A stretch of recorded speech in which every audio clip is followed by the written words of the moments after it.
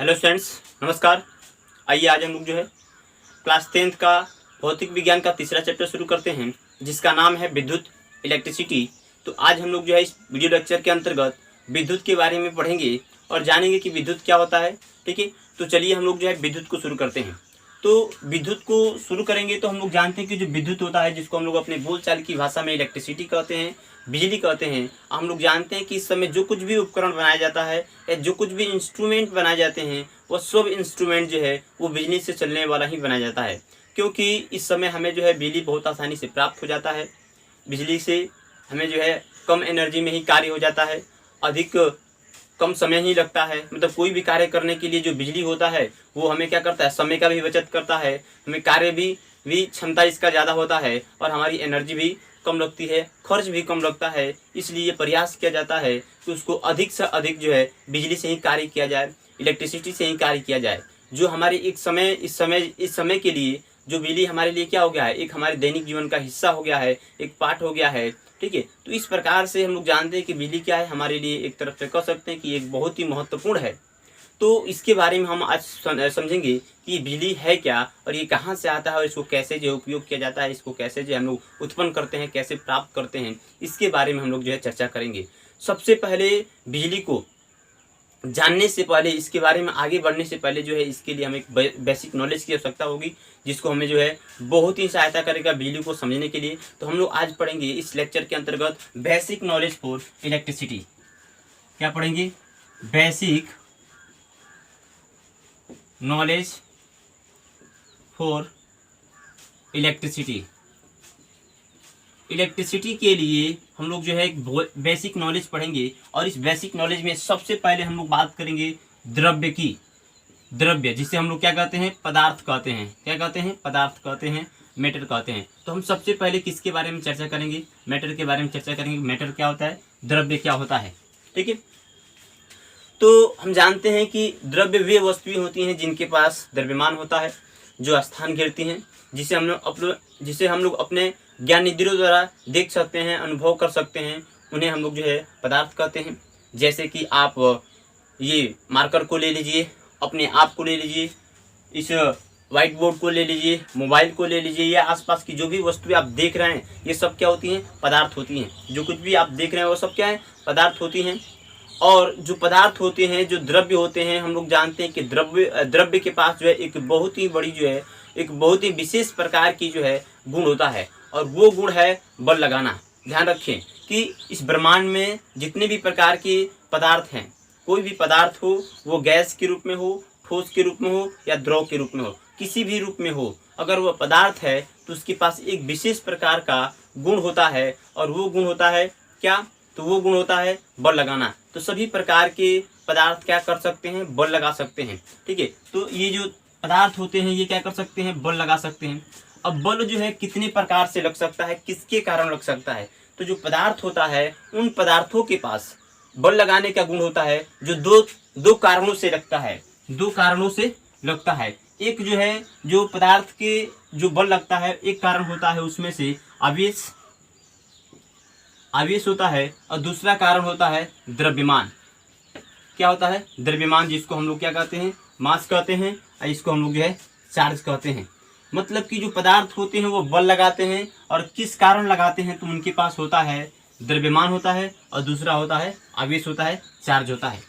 द्रव्यमान क्या होता है? तो जो द्रव्यमान होता है, जैसे कि हम लोग जानते हैं कि इस ब्रह्मांड में जो भी वस्तुएं हैं, जो भी पदार्थ, उनके पास द्रव्यमान होता है। वो द्रव्यमान के कारण जो है गुरुत्वाकर्षण बल लगाते हैं, अर्थात एक दूसरे को क्या करते हैं? एक दूसरे को आकर्षित करते हैं। ठीक है, द्रव्यमान किसी पदार्थ का वह गुण है जिसके कारण जो है वह क्या कर सकता है? किसी अन्य पदार्थ पर बल लगा सकता है। ठीक है, तो इससे हम लोग जानते हैं कि द्रव्यमान के कारण जो है वस्तुओं में कौन सा बल लगता है? तो गुरुत्वाकर्षण बल लगता है, गुरुत्वाकर्षण बल लगता है, ग्रेविटेशनल फोर्स लगता है, जिसके बारे में हम लोग क्लास 9th में पढ़े हुए हैं। क्लास 9th में हम लोग पढ़े हुए कि गुरुत्वाकर्षण बल जो है कैसे लगता है, किस प्रकार कार्य करता है, वो किसके कारण लगता है? तो द्रव्यमान के कारण ही लगता है। कि यदि दो पिंड है तो वो दो पिंड क्या करते हैं? एक दूसरे को आकर्षित करते हैं, एक दूसरे को खींचते हैं। किस कारण खींचते हैं? तो वो अपने द्रव्यमान के कारण खींचते हैं, अपने द्रव्यमान के कारण खींचते हैं। जैसे कि आपने उसके लिए, यदि मान लीजिए कि हमारे पास दो पिंड हैं, यदि हमारे पास दो पिंड है, एक M1 है और एक M2 है। M1 क्या है, तो M1 जो है पहले पिंड का द्रव्यमान है, ए वाले का है, और M2 क्या है, तो बी वाले का द्रव्यमान है, और इनके बीच का दूरी कितना हो, r हो। तो आप जानते हैं कि इनके बीच में जो गुरुत्वाकर्षण बल लगेगा वो हो जाएगा G(M1 M2 अपान r का स्क्वायर। ठीक है, ये जानते हैं कितना गुरुत्वाकर्षण बल लगता है, इनके बीच में इतना आकर्षण बल लगेगा। ठीक उसी प्रकार जो आवेश होता है, ये आवेश जो है, ये आवेश भी क्या करते हैं, बल लगाते हैं। क्या करते हैं, बल लगाते हैं। और ये बल किस प्रकार के लगाते हैं, तो उस बल को हम लोग जो है विद्युत चुंबकीय बल कहते हैं। क्या कहते हैं, विद्युत चुंबकीय बल। ठीक है, विद्युत चुंबकीय बल कहते हैं। और विद्युत चुंबकीय बल किसके कारण लगता है, तो विद्युत चुंबकीय बल जो है आवेश के कारण लगता है। किसके कारण लगता है, आवेश के कारण लगता है। अर्थात जो है जो पदार्थ होते हैं उनके पास आवेश भी पाया जाता है। क्या पाया जाता है, आवेश भी पाया जाता है। पदार्थ के पास द्रव्यमान भी होता है और उनके पास आवेश भी होता है, परंतु उनके पास केवल हमें एक ही प्रकार का गुण दिखता है, वो होता है द्रव्यमान। कोई भी पदार्थ है, जैसे कि ये मान लीजिए मार्कर है, तो इसके पास दोनों ही गुण मौजूद हैं, द्रव्यमान भी मौजूद है, आवेश भी मौजूद है, परंतु इस समय इसके पास कौन सा गुण हमें दिख रहा है या कौन सा बल लग रहा है, तो इस समय इसके पास द्रव्यमान है और द्रव्यमान के कारण जो है इसके अंदर गुरुत्वाकर्षण बल लग रहा है। बल्कि यहाँ पर इसका जो है आवेश इसके ऊपर अभी प्रतीत नहीं हो रहा है। क्यों नहीं हो रहा है, क्योंकि आवेश जो है यह गुण है जो किसी दूसरे पदार्थ से रगड़ने पर इसके ऊपर जो है आ जाता है और उसको हम लोग जो है आवेश कहते हैं। ठीक है, तो यहाँ पर आवेश, ध्यान रखिए कि आवेश क्या होता है, तो आवेश भी एक पदार्थ का ही गुण है जो रगड़ने के बाद से आता है। जैसे कि अभी हमने रगड़ा है इसके ऊपर, मतलब अभी इसको हमने नहीं रगड़ा है, ठीक है, तो इसके पास कौन सा गुण है, तो द्रव्यमान का गुण है। लेकिन जब इसको हम जैसे ही रगड़ देते हैं तो ये क्या करता है, ये जो है अन्य जो हल्की पदार्थें होती हैं, जो अन्य हल्की चीजें होती हैं, जैसे कि कागज का छोटे छोटे जो टुकड़े होते हैं, उन छोटे छोटे टुकड़ों को ये अपने तरफ आकर्षित करने लगेगा, अपने तरफ खींचने लगेगा। मतलब कि इसके पास रगड़ने के बाद से इसके पास एक गुण आ जा रहा है और उस गुण को हम क्या कहेंगे, आवेश कहेंगे। ध्यान दीजिए, उस गुण को क्या कहेंगे, हम लोग आवेश कहेंगे। मतलब कि जो आवेश है वो हमें तभी प्रतीत होता है, तभी दिखता है या पदार्थ के ऊपर तभी आता है जब उसको किसी अन्य पदार्थ से उसको रगड़ा जाए, तो ही हमें क्या होता है, आवेश जो हमें प्रतीत होता है। अन्यथा उसके पहले क्या होता है, द्रव्यमान के कारण ही उस पर गुरुत्वाकर्षण बल, ग्रेविटेशनल फोर्स से केवल कार्य करता है। इस बात को आप एकदम ध्यान में रखें, इसको याद रखें। ठीक है, तो जो आवेश होंगे आप ध्यान रखिए, आवेश के कारण क्या होगा, आवेश के कारण जो है विद्युत चुंबकीय बल लगता है। और जिस प्रकार हमने इसमें निकाला हुआ है, ठीक इसी प्रकार जो है इनके बीच में भी अगर मान लेते हैं कि दो आवेश हैं, अगर एक यहाँ पर आवेश है Q1, एक यहाँ पे आवेश है Q2, आवेश को Q1 Q2 से दिखा सकते हैं, और इनके बीच की दूरी क्या हो, R हो, तो इनके बीच में भी हम बल निकाल सकते हैं। F बराबर यहाँ पे K लगाया जाता है, K नियतांक है, जैसे कि G नियतांक है, गुरुत्वीय नियतांक, सार्वत्रिक नियतांक जिसे कहा जाता है, तो यहाँ पे हम K लगाएंगे और ये हो जाएगा Q1 Q2 अपन R स्क्वायर। देखिए सूत्र क्या है, सूत्र जैसा एक ही जैसा लग रहा है, यहाँ पे K नियतांक है और यहाँ पे G नियतांक है, देख रहे हैं।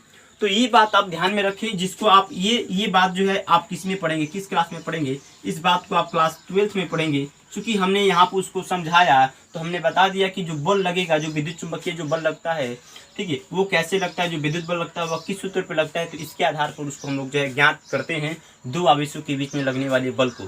ठीक है, तो यहाँ तक आप ध्यान में रखें कि जो पदार्थ होते हैं उनके पास एक विशेष प्रकार का गुण होता है, बल लगाना, फोर्स लगाना, अर्थात वो किसी अन्य पदार्थ पर बल लगा सकते हैं। जैसे कि यदि हम इसको अपने हाथ पे रखते हैं तो ये क्या कर रहा है, ये अपने द्रव्यमान के कारण जो है नीचे की तरफ बल लगा रहा है। या इसको मान लीजिए कि हम इसको जो है किसी कपड़े से, जैसे कि ऊनी कपड़े से इसको रगड़ देते हैं, ठीक है। या आप देखते हैं कि जब आप क्या करते हैं, किसी पेन को अपने बाल से आप रगड़ देते हैं या जो है कपड़े से रगड़ देते हैं, और उस पेन को जब आप कागज के छोटे छोटे टुकड़ों के पास लेकर जाते हैं तो वो क्या करता है, कागज के छोटे छोटे टुकड़ों को अपने तरफ आकर्षित कर लेता है, अपने में चिपका लेता है।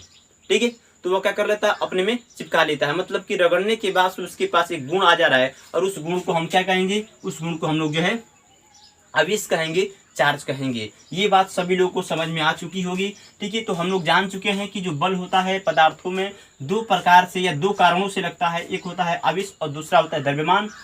आवेश जो है रगड़ने के बाद से जो है ये आवेश आता है पदार्थों के ऊपर। ये आवेश क्या होता है, रगड़ने के बाद से जो पदार्थों के ऊपर आता है, तब जाकर के वो जो है बल लगाता है।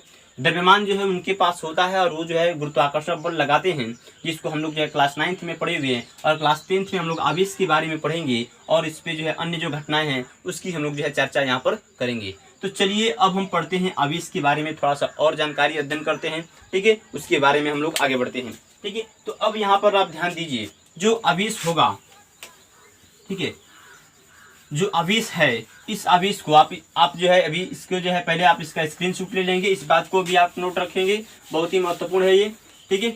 अब हम चर्चा करेंगे किसकी, आवेश की, चार्ज की, ठीक है। अब ध्यान रखिए, थोड़ा सा हम चार्ज की बात कर ले यहाँ पे, आवेश, ठीक है, ज़्यादा हम चर्चा नहीं करेंगे, टोटली इस पे बहुत छोटा में हम लोग बताएंगे और इसके बाद से फिर हम लोग अध्ययन करेंगे और बेसिक नॉलेज पे ही चलेंगे। तो ध्यान रखिए, जो आवेश होगा, जो चार्ज होगा, ये क्या होता है, तो जब हम किसी पदार्थ को किसी अन्य पदार्थ के साथ रगड़ते हैं तो उस पदार्थ के पास एक गुण आ जाता है और उस गुण को क्या कहते हैं, आवेश कहते हैं, ठीक है। अर्थात आप कह सकते हैं कि आवेश किसी पदार्थ पर आया हुआ वह गुण है जो किसी अन्य आवेशित पदार्थ पर बल लगा सकता है, जो किसी अन्य आवेशित पदार्थ पर बल लगा सकता है। या एक अन्य डिफिनेशन भी इसका आप लिख सकते हैं कि आवेश अपने चारों तरफ विद्युत क्षेत्र तथा चुंबकीय क्षेत्र उत्पन्न करता है तथा उनका अनुभव कराता है, मतलब कि जो आवेश होगा वो क्या करेगा, तो वो अपने चारों तरफ विद्युत क्षेत्र उत्पन्न करेगा, साथ साथ चुंबकीय क्षेत्र उत्पन्न करता है, और उस क्षेत्र में किसी अगर अन्य आवेश को लेकर जाते हैं तो उसके ऊपर आकर्षण और प्रतिकर्षण का बल दोनों ही लग सकता है। ध्यान दीजिए, यहाँ पर इसके पास 2 प्रकार का बल लगता है। इसके पास कितने प्रकार का बल लगता है, 2 प्रकार का, क्योंकि जो आवेश है, टोटली जो आवेश है, ये पूरे विश्व की ब्रह्मांड की बात करें तो आवेश 2 प्रकार के होते हैं। एक धनावेश होता है, ठीक है, पॉजिटिव चार्ज होता है, और एक जो होता है ऋणावेश होता है, ऋणावेश निगेटिव चार्ज होता है, ठीक है। तो एक धनावेश हो गया, एक ऋणावेश हो गया। देखिए इनके बीच में 2 प्रकार के बल लगते हैं। देखिए जो धनावेश होगा इनके बीच में प्रतिकर्षण का बल लगेगा। कौन सा बल लगेगा, प्रतिकर्षण का बल लगेगा। ये कैसे एक्सपेरिमेंट किया गया, ये कैसे खोज किया गया, ठीक है, यहाँ पर। और ये हो गया, और जब धनावेश होगा और एक ऋणावेश होगा तो इनके बीच में जो है आकर्षण का बल लगेगा। कौन सा बल लगेगा, आकर्षण का बल लगता है, ठीक है। और एक ऋणावेश है, दूसरा भी ऋणावेश है, तो इनके बीच में भी प्रतिकर्षण का बल लगता है, प्रतिकर्षण का बल लगता है। इसको कैसे प्राप्त किया गया, तो इसको प्राप्त किया गया जैसे कि हमारे पास मान लीजिए कि एक कांच का छड़ है, ठीक है, और एक दूसरा कांच का छड़ है, ठीक है।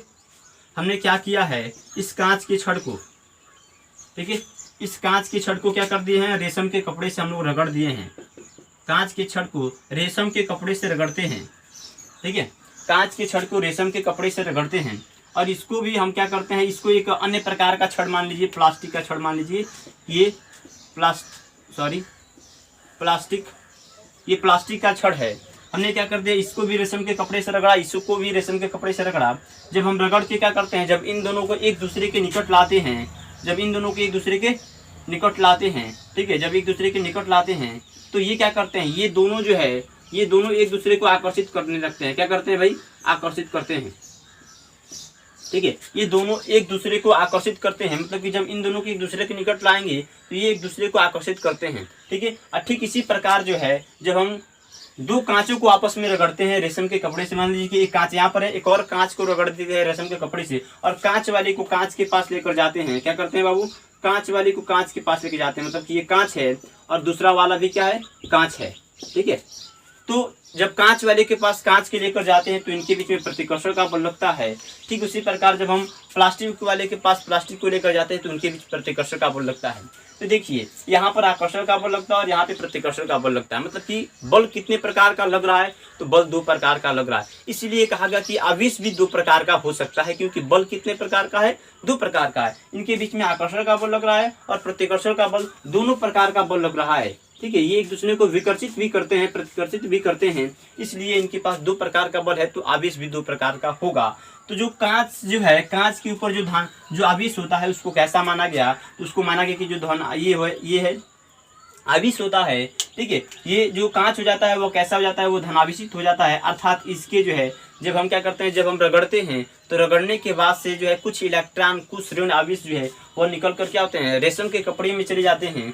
और इससे जो है, जब हम प्लास्टिक को जब हम रगड़ते हैं, किससे, कागज के जब हम प्लास्टिक को जब हम रेशम के कपड़े से रगड़ते हैं तो इस कांच के ऊपर जो है रेशम के कपड़े से क्या करते हैं, रेशम के कपड़े से जो है इस प्लास्टिक के ऊपर, ठीक है, इस प्लास्टिक के ऊपर कुछ इलेक्ट्रॉन इसके ऊपर चले जाते हैं, जिसके कारण ये ऋणावेशित हो जाता है, ठीक है, और ये धनावेशित हो जाता है। एक धनावेशित है, एक ऋणावेशित है, तो इनके बीच में कौन सा बल लगेगा, आकर्षण का बल लगेगा। ये कांच का है, मतलब कि ये भी धनावेशित है, ये भी धनावेशित है, ठीक है, तो इनके बीच में कौन सा बल लगेगा, प्रतिकर्षण का बल लगेगा, ठीक है। तो इस प्रकार से इसको खोजा गया, कि इस प्रकार से खोजा गया और कहा गया कि जो सजातीय आवेश होते हैं, क्या होते हैं बाबू, लिखेंगे यहाँ पे सजातीय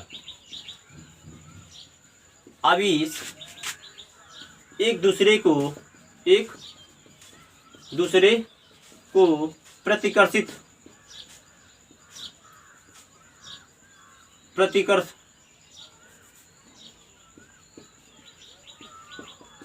प्रतिकर्षित करते हैं, जबकि विजातीय आवेश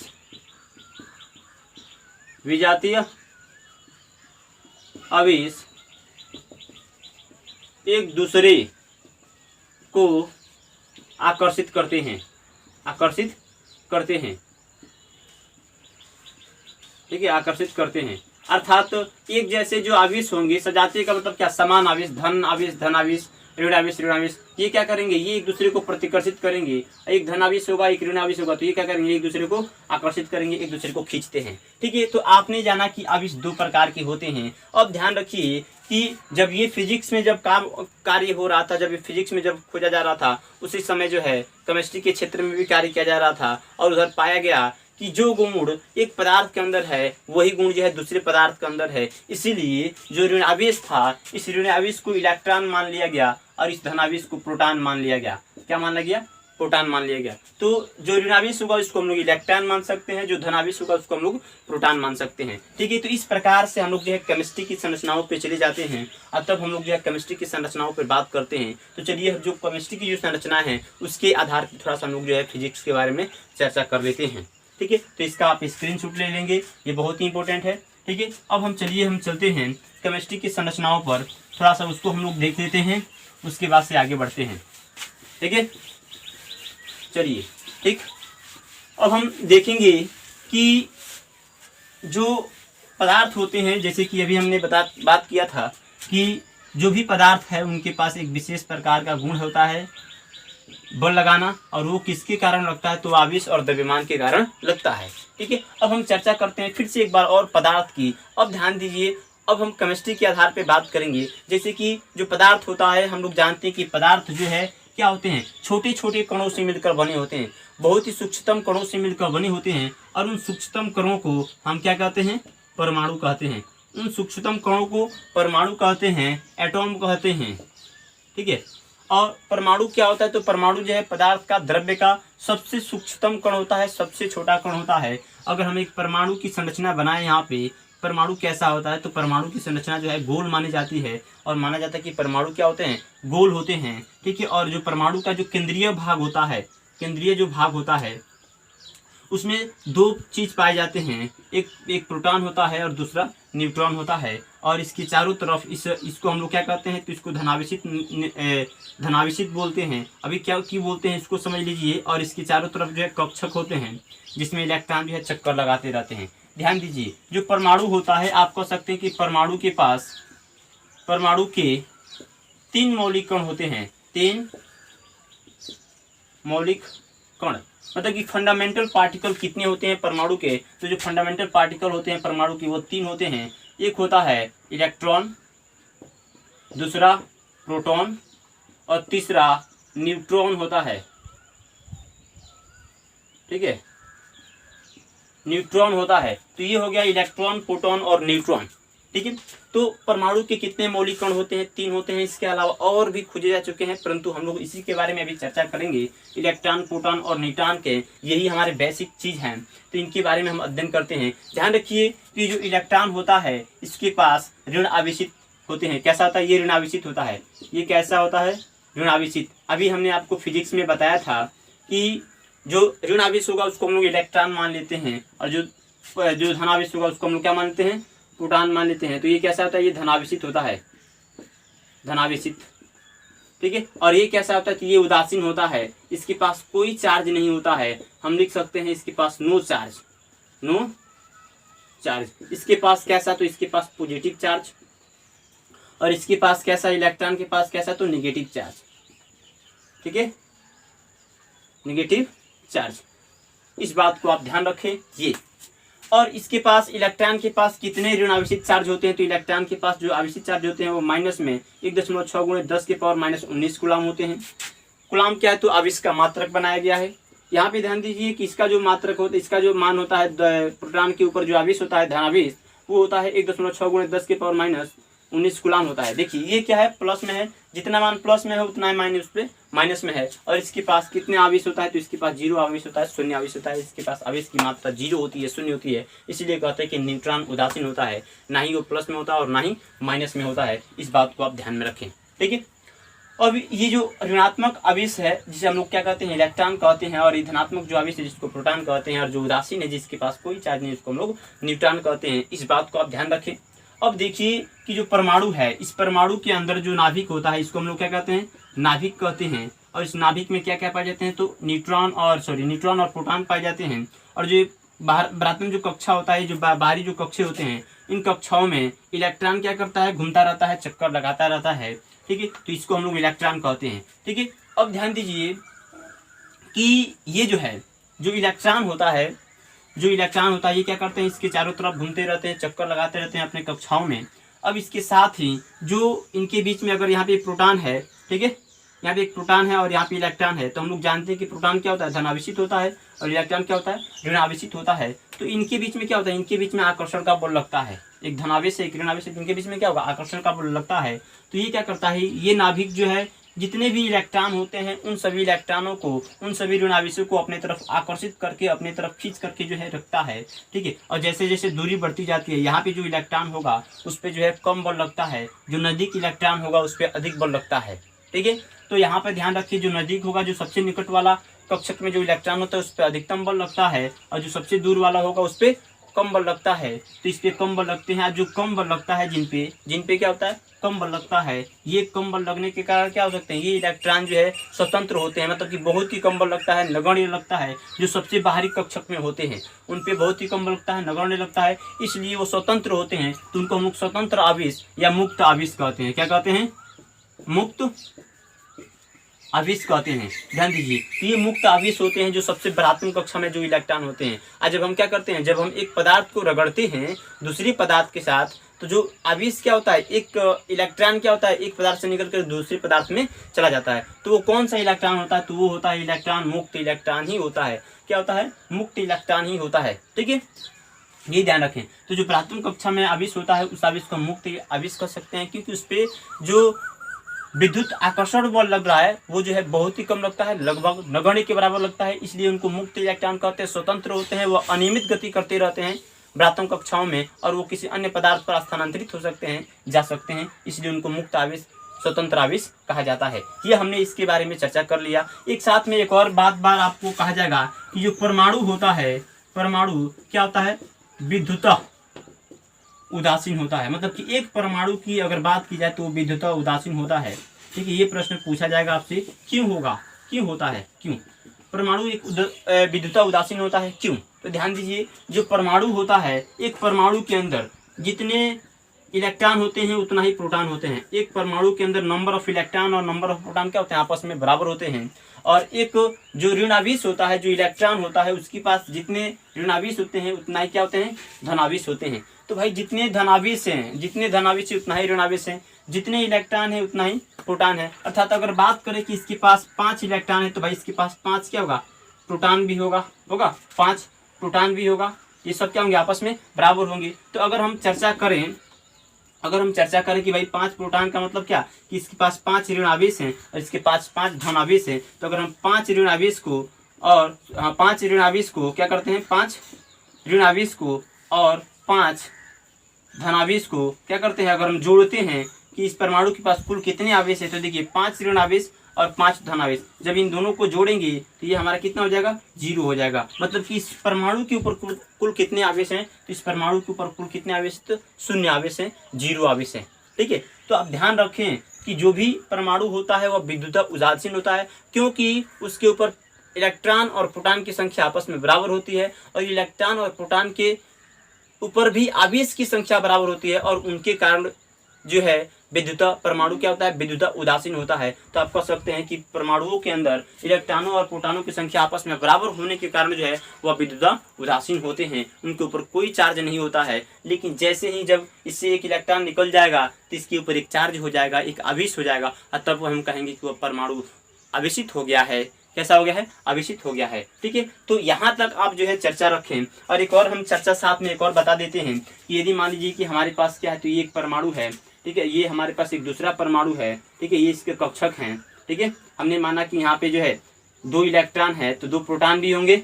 इसमें माना कि हमने 3 इलेक्ट्रॉन है तो भाई इसके पास 3 प्रोटॉन है तो 3 इलेक्ट्रॉन भी होंगे।